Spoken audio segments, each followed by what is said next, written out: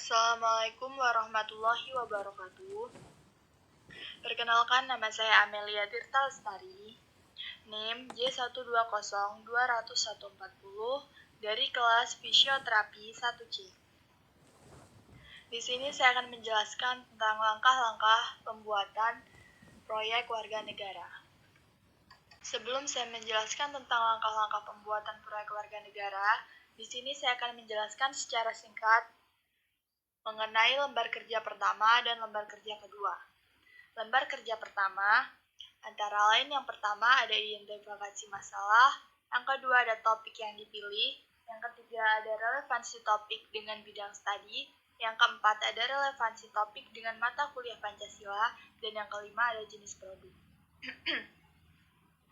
Yang dimaksud dengan identifikasi masalah yaitu kita harus mencari beberapa masalah yang ada di sekitar masyarakat kita. Setelah kita menemukan beberapa masalah, kita hanya diminta untuk memilih salah satu dari beberapa masalah tersebut. Setelah kita menentukan topiknya dari salah satu masalah tersebut, kemudian topik tersebut direlevansikan dengan bidang studi. Apakah cocok ataukah tidak? Setelah itu, topik tersebut juga harus direlevansikan dengan mata kuliah Pancasila. Apa sih nilai-nilai Pancasila yang terkandung dalam topik tersebut? Setelah kita menemukannya, kita diminta untuk membuat produk. Di sini saya membuat produk yaitu video. Lanjut untuk lembar kerja yang kedua. Lembar kerja kedua yaitu kita harus mencari sumber-sumber referensi yang mendukung pembuatan produk proyek warga negara. Sumber-sumber referensi dapat diperoleh dari beberapa sumber, antara lain media cetak, media online, perundang-undangan, buku, atau yang lainnya. Saya mendapatkan sumber dari media online yaitu salah satu web dan salah satu YouTube yang akan saya jelaskan di langkah-langkah selanjutnya. Di lembar kerja yang ketiga, di sini menjelaskan tentang langkah-langkah dalam pembuatan produk. Langkah yang pertama yaitu menentukan topik. Di sini saya memilih topik tentang perbedaan pendapat mengenai COVID-19. Langkah yang kedua yaitu mencari sumber-sumber yang relevan dengan topik proyek warga negara. Setelah kita menemukan topik, kita harus mencari sumber-sumber agar memudahkan kita dalam proses pembuatan video. Di sini saya menemukan sumber dari salah satu web dan salah satu YouTube.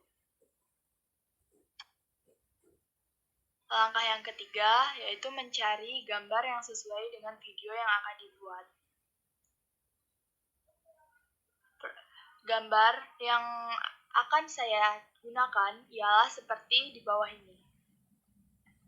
Di sini saya mencari gambar tentang perbedaan pendapat mengenai masalah COVID, yaitu ada masyarakat yang benar-benar menerapkan protokol kesehatan dan ada juga masyarakat yang masih banyak tidak menerapkan protokol kesehatan. Sedangkan bahaya COVID sendiri itu lebih berbahaya untuk keluarga, teman, maupun saudara-saudara kita di luar sana.